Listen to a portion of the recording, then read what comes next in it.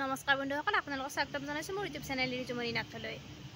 আজি আপোনালোকৰ ওচৰলৈ লৈ আহিছোঁ এটি নতুন ৰেচিপি। আজি বনাবলৈ লৈছোঁ লোকেল মুৰ্গীৰ মাংস।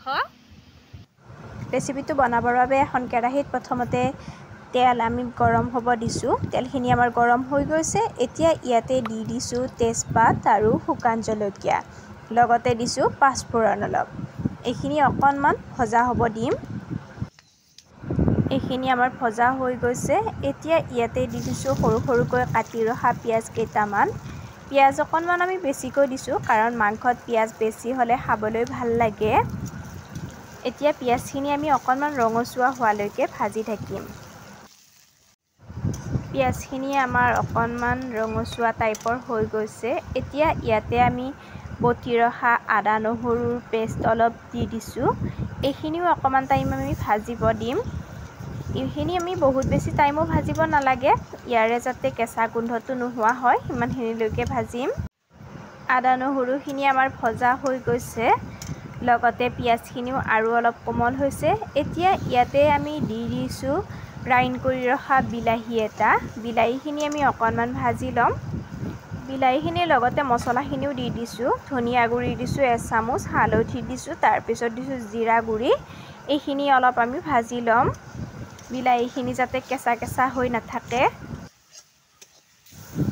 এইখিনি আমাৰ ভজা হৈ গৈছে। এয়া চাওকচোন, তেল ওলাব ধৰিছে। এতিয়া ইয়াতে আমি অকণমান পানী দি দিম, যাতে মছলাখিনি লাগি নধৰে। পানীখিনি অকণমান উতলাৰ পিছত ইয়াতে এতিয়া আমি মাংসখিনি দি দিছোঁ।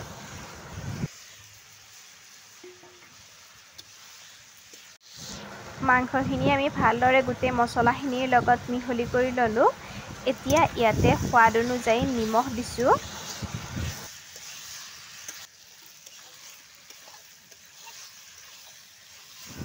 মাংসখিনি আমি 5 মিনিটমান ভাজি ল'লোঁ। এতিয়া ইয়াতে দি দিছোঁ আলু।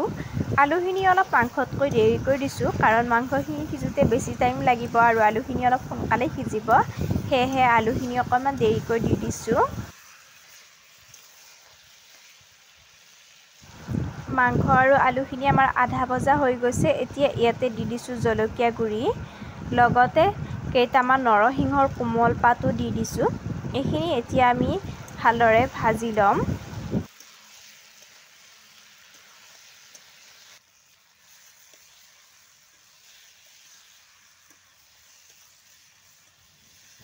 মাংস আৰু আলুখিনি আমাৰ ভালদৰে ভজা হৈ গৈছে। এতিয়া ইয়াতে অকণমান পানী দিম। পানী আমি বহুত বেছি নিদিওঁ, অকণমানেই দিম, যাতে এইখিনি লাগি নধৰে। এতিয়া আমি পানীখিনি দিয়াৰ পিছত এইখিনি আকৌ আমি পানীখিনি নোহোৱা হোৱালৈকে ভাজি থাকিম।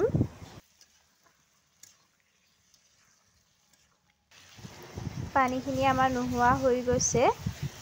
এতিয়া আমি আকৌ অলপ পানী দিম, আগৰ নিচিনাকৈয়ে অলপকৈ দিম, বেছিকৈ নিদিওঁ। এনেদৰে পানী আমি 3-4 বাৰমান দি ভাজি থাকিম। এনেদৰে 3 বাৰমান আমি পানী দি ভাজি ল'লোঁ। মাংসখিনি আমাৰ ভালদৰে সিজি গৈছে। এতিয়া ইয়াতে আমি পানী বেছিকৈ দিম। এইখিনি যিহেতু লোকেল মুৰ্গী হয়, পানী অলপ বেছিকৈ দিছোঁ, কাৰণ লোকেল মুৰ্গীত পানী বেছি হ'লেও খাবলৈ বেয়া নালাগে, জোলটো খাবলৈ ভালহে লাগে, সেয়েহে অলপ পানী বেছিকৈ দিছোঁ। এইখিনি এতিয়া আমি ভালদৰে উতলিব দিছোঁ। এইখিনি আমাৰ ভালদৰে উতলি গৈছে আৰু এইখিনি প্ৰায় ৰেডি হৈ গৈছে। এয়া চাওকচোন, আগতকৈ বহুতখিনি ডাঠ হৈছে। এতিয়া ইয়াতে আমি অকণমান গৰম মছলা দি দিছোঁ। এইখিনি অৱশ্যে দোকানৰ পেকেটৰ গৰম মছলা নহয়।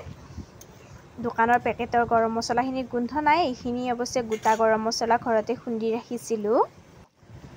এয়া আমাৰ লোকেল মুৰ্গীৰ আঞ্জাখন ৰেডি হৈ গৈছে। ইয়াত অৱশ্যে মই কোনো ধৰণৰ কালাৰৰ বাবে একো বস্তু ইউজ কৰা নাই, তথাপিও চাওকচোন কালাৰটো কি ধুনীয়া হৈছে।